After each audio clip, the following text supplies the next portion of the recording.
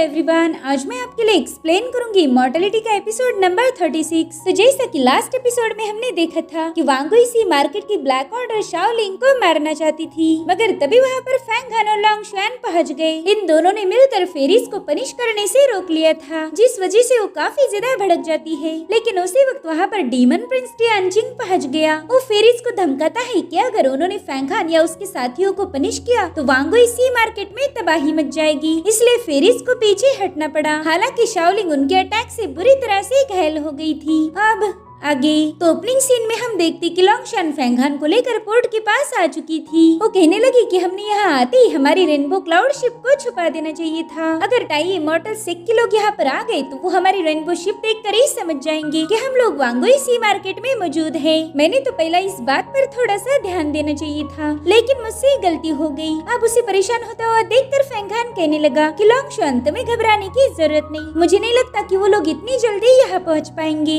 चलो थोड़ी देर में हम जाके हमारी शिप को हाइड कर देंगे। अब ये लोग मार्केट से गुजर रहे थे कि तभी उन्हें वो कैंडिड हॉर्स वाला पर्सन दिख जाता है। वो कहने लगा कि मेरी जैसी sweet and tasty candid horse यहाँ पर कोई भी बना नहीं सकता। अगर एक बार खा ले तो जिंदगी भर इसका स्वाद नहीं भूलोगे। उस बंदी को देखकर लॉन्ग शुआन फैंग हान से कहने लगी कि जब मार्केट में हम पहली बार आए थे तब शाओलिंग को इस बंदे के कैंडिड हॉर्स खाने थे, लेकिन तुमने उसे मना कर दिया और इसी वजह से शाओलिंग दोबारा से मार्केट आई थी। फैंग हान भी लॉन्ग शुआन की बात से अग्री था। वो कहने लगा कि मैंने शाओलिंग को रोकना नहीं चाहिए था। इन्हीं कैंडिड हॉर्स खाने के चक्कर में वो बुरी तरह से घायल हो गई और इसके लिए मैं खुद को ही जिम्मेदार मानता हूँ। तब तक वो कैंडिड हॉर्स बेचने वाला बंदा भी फैंग हान के पास आ जाता है। वो कह रहा था सर प्लीज एक कैंडिड हॉर्स खरीद लीजिए, तो फैंग हान भी उसकी बात मान जाता है। सरप्राइजिंगली उसने कैंडिड हॉर्स खरीद ली थी, साथ ही उसने उस बंदे को एक अच्छा सा रिवॉर्ड भी दिया। और अब फैंग हान और लॉन्ग शुआन पोर्ट के पास आ जाते हैं। वो देखते कि वहाँ पर तो टाई सेक के बंदे ऑलरेडी पहुँच चुके हैं। वो लोग इनके जहाज का चप्पा चप्पा छान मार रहे थे। अब उन्हें देखकर ही दोनों भी वहीं पर छुप जाते हैं। लॉन्ग शुआन कह रही थी कि लगा ही नहीं था ये लोग यहाँ पर इतनी जल्दी पहुँच जाएंगे।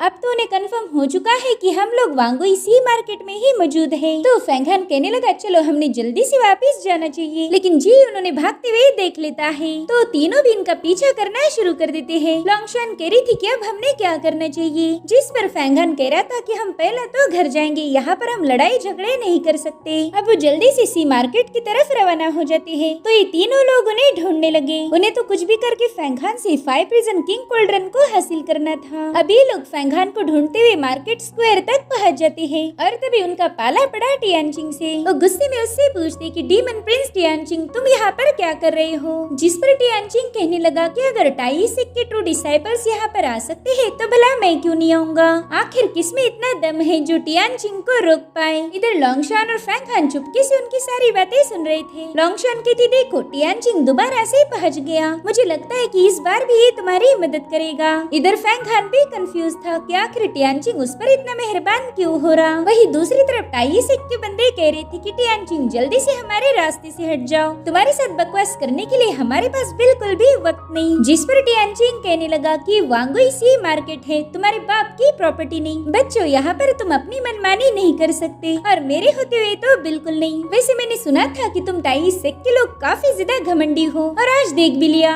अब ये सुनकर जियोन काफी ज्यादा भड़क गया था, लेकिन उसका सीनियर उसे शांत होने के लिए बता देता है। वो टियानजिंग से कहने लगा कि ये हमारे टाई सेक का इंटरनल मसला है, मुझे नहीं लगता कि तुमने इसमें दखल देनी चाहिए, इसलिए जल्दी से हमारे रास्ते से हट जाओ और दोबारा से वांग गुइसी मार्केट में नजर भी मत आना। मगर टियानजिंग तो अपने बाप की भी नहीं सुनता, तो भला वो इन 3 लौंडों की क्या ही सुनेगा। वो कहने लगा बच्चों भूलो मत कि तुम वांग गुइसी मार्केट में हो, यहाँ पर राजा हो या नौकर, कमजोर हो या पावरफुल, सब एक जैसे हैं। मैं जानता हूँ कि तुम फैंग हान और लॉन्ग शुआन का पीछा कर रहे हो, मगर वो दोनों भी युवा सेक के डिसाइपल्स हैं। अगर तुमने उन्हें परेशान किया तो टाई और युवा सेक के रिश्ते खराब हो जाएंगे। जिस पर वो डिसाइपल कहने लगा कि टियानजिंग तुम तो जानते ही होंगे कि हमारा टाई सेक सच्चाई की बात पर चलता है। अगर हम फैंग हान को कैप्चर करना चाहते हैं तो जरूर से उसके पीछे कोई वजह होगी और तुम ठहरे एक मामूली से डीमन शाओलिंग, तुम्हें हमारा रास्ता रोकने का कोई अधिकार नहीं। अगर तुमने कोई भी बेवकूफी की तो टाई सेक के दुश्मन बन जाओगे। ये सुनकर टियानचिंग हंसने लगा। वो कह रहा था, वाह, तुम तो बहुत ही ज्यादा बदतमीज हो। तुम जानबूझकर युवा सेक के बंदे को परेशान करना चाहते हो, और वो भी वांगुई सी मार्केट में, जहाँ पर फाइट करना सख्त मना है। तुम्हारी हिम्मत देख के मैं समझ गया कि तुम्हारा टाई सेक खुद को इस दुनिया का रूलर समझता है। तुम लोग तो बाकी के 9 इमॉर्टल सेक्ट पर राज करना चाहते हो। इधर फैंगान कह रहा था कि लोंगशान, मुझे लगता है कि टियानचिंग ने बातों में उलझा रहा है ताकि हमें यहाँ से भागने का मौका मिले, इसलिए वो टियानचिंग पर भरोसा करके तुरंत ही वहाँ से भाग निकलते हैं। इधर टियानचिंग कह रहा था कि अगर फैंगान के पीछे जाना है तो मुझसे फाइट करनी होगी। ये सुनकर वो बंदा टियानचिंग पर बहुत ज्यादा गुस्सा हो गया था। टियानचिंग कहता है, बच्चे, मैं चाहूँ तो अभी इसी वक्त तुझे मार सकता हूँ, लेकिन तेरी सीनियर यानशुई मेरी दोस्त है और उसी की खातिर मैं तुम तीनों को जिंदा छोड़ रहा हूँ, लेकिन अगली बार ऐसा नहीं होगा।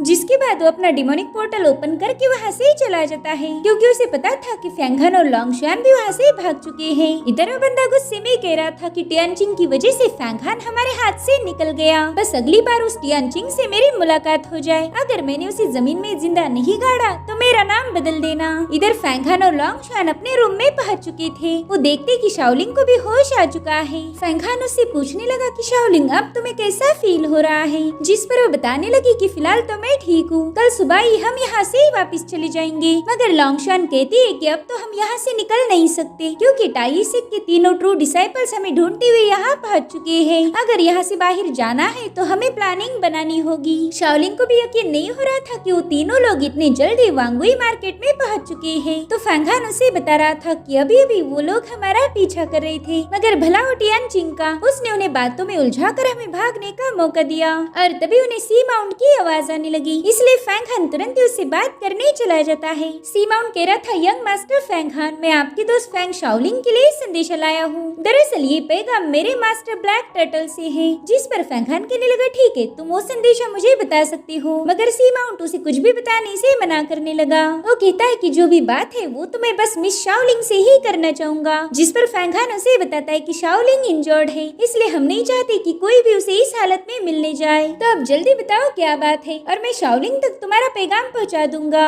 मगर इसके लिए सी माउंट साफ इनकार कर देता है। वो कह रहा था कि भले ही शाओलिंग का और आपका सरनेम एक ही है, मगर आप शाओलिंग तो नहीं हो ना, इसलिए मैं उनसे ही बात करना चाहूंगा। उसकी जिद देखकर फैंगन को काफी ज्यादा गुस्सा आ रहा था। साथ ही उसे फील होता है कि सी माउंट घुमा फिरा के बात कर रहा। वो सोचता है कि ब्लैक टर्टल ने हमारी मदद की थी, तो जरूर से ये पैगाम उसी इंसिडेंट से रिलेटेड होगा। और वैसे भी सी माउंट तो बेवकूफ है, इसे शाओलिंग से मिलने देने में कोई प्रॉब्लम नहीं। तो फाइनली फैंगन उसे लेकर रूम में आ जाता है। सी माउंट कह रहा था कि मैं यहाँ पर कोई बकवास नहीं करूँगा, ना ही बुरी बात और ना ही अच्छी बात। जिसके बाद वो शाओलिंग से पूछने लगा कि यंग लेडी, अब आप कैसी हो? तो गुस्से में कहने लगी कि तुम्हारे ब्लैक ऑर्डर ने मुझे सीरियसली इंजर्ड किया है, तो तुम्हें पता होना चाहिए कि मैं फिलहाल कैसी रहूंगी। जिस पर सी माउंट कहने लगा, मिस, मैं जानता हूँ कि आप घायल हो, मगर मास्टर फैंगन के होते हुए आप पर कोई मुसीबत नहीं आएगी। मैं दुआ करूंगा कि आप जल्दी से रिकवर हो जाओ। वैसे मेरे हॉल मास्टर ने आपके लिए एक संदेशा भेजा है। जिसके बाद वो डिट्टो ब्लैक टर्टल की आवाज निकालते हुए कहने लगा कि यंग लेडी, 2 दिन बीत चुके हैं, मेरे ख्याल से तुम्हारी थोड़ी बहुत इंजुरीज तो हील हो चुकी होगी। तो मैं चाहता हूँ कि तुम ब्लैक हॉल में अकेले आकर मुझसे मिलो,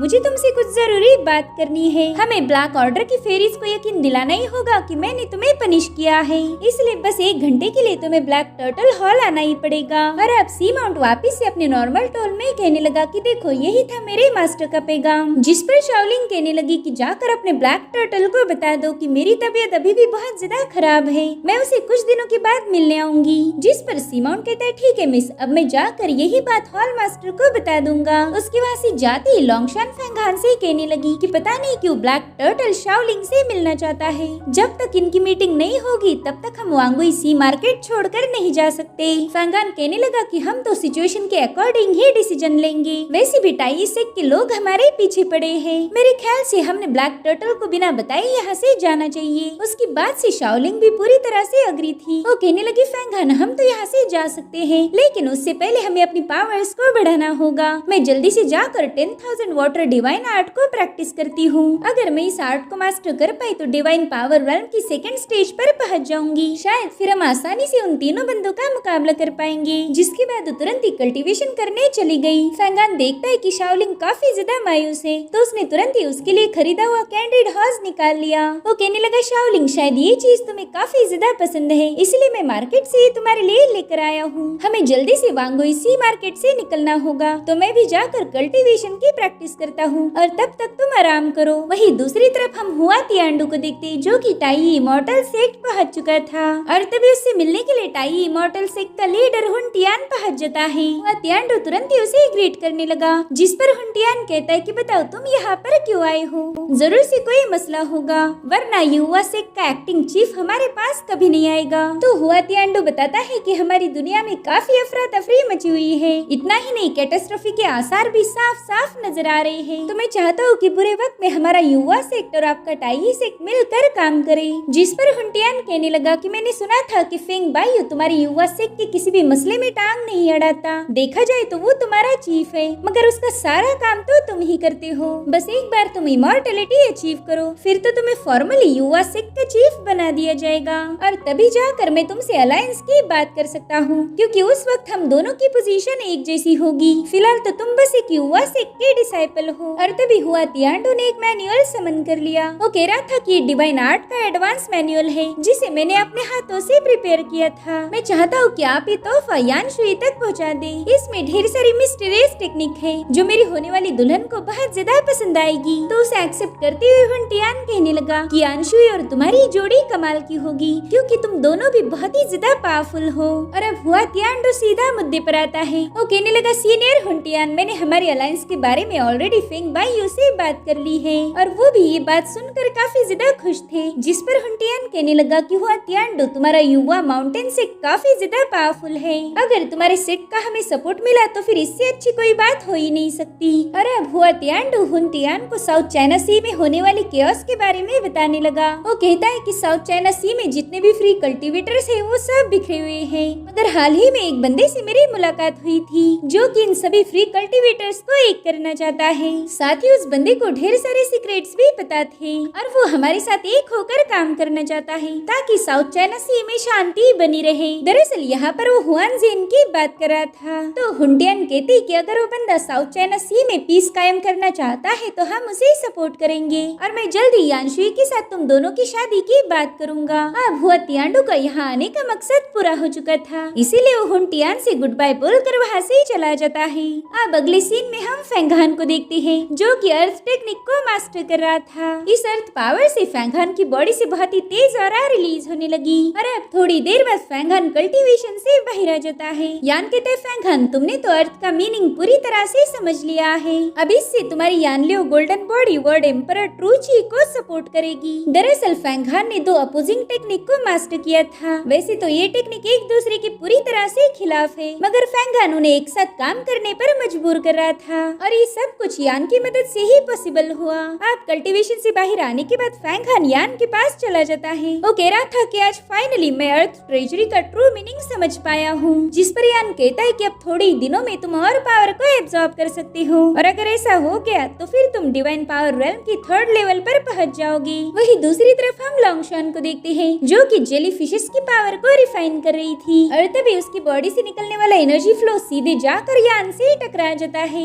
यान तो लॉन्गशॉन की पावर्स देखकर ही हैरान था। वो कहते देखो फेंगहान, ये ड्रैगन गर्ल भी डिवाइन पावर रेल्म की 2nd लेवल पर पहुंच चुकी है। जिस पर फेंगहान कहने लगा कि लॉन्गेटिविटी पिल ने लॉन्गशॉन की काफी सारी मदद की है, मैं भी यही चाहता था कि लॉन्गशॉन जल्दी से ब्रेक थ्रू कर ले। इधर यान ने लॉन्गशॉन की पावर को स्टडी कर लिया। वो बताता है कि ये ड्रैगन गर्ल तो 10,000 वाटर ट्रूची पावर को स्टेबलाइज करने में लगी हुई है, मगर इसके लिए थोड़ा सा वक्त लगेगा। जब तक लॉन्गशॉन ट्रूची पावर को स्टेबलाइज करती है तब तक तुम अपनी बॉडी को टेम्पर करो, उससे तुम्हारी फिजिकल स्ट्रेंथ और ज्यादा इंक्रीज हो जाएगी। आगे चलकर तुम्हारा खतरनाक लोगों से सामना होने वाला है, तो तुम्हें उसके लिए तैयार रहना होगा। तो फेंगहान दोबारा से कल्टीवेशन की 2nd राउंड के लिए चला जाता है। वही दूसरी तरफ हम शाओलिंग को देखते हैं जो कि फेंगहान ने लाए हुए कैंडिड हॉर्स को देखने लगी। उसे फील हो रहा था कि आजकल फेंगहान उसकी काफी ज्यादा फिक्र करता है, मगर शाओलिंग तो खुद से ही नाराज थी क्योंकि उसने फेंगहान को धोखा दिया है। वो खुद को ही कोस रही थी कि आखिर मैंने वो संदेशा क्यों भेजा होगा। उसकी इसी गलती की वजह से सबको फेंगहान की सीक्रेट ट्रेजर के बारे में पता चल सकता था। हुआंगचुआन ड्राइंग को हासिल करने के लिए हजारों लोग फेंगहान के पीछे पड़ जाएंगे। और अब यही सारी बातें सोचती हुई शाओलिंग ब्लैक टर्टल के हॉल के पास आ गई थी। वो कैंडिड हॉक खाते हुए सोचने लगी कि अब मुझे इस मैटर को सुलझाना होगा। वो बिल्कुल नहीं चाहती थी कि उसकी वजह से फैंगहान मुसीबत में फंसे, इसीलिए वो फैंगहान को बिना बताए ही ब्लैक टर्टल के पैलेस में पहुंच गई। ब्लैक टर्टल ने पहले भी उसे मारने की कोशिश की थी, लेकिन फिर भी शाओलिंग फैंगहान को सेफ रखने के लिए उसे अकेले ही मिलने चली गई। और इसी के साथ ये एपिसोड यहीं पर एंड हो जाता है। Thank you so much for watching. Bye bye, take care.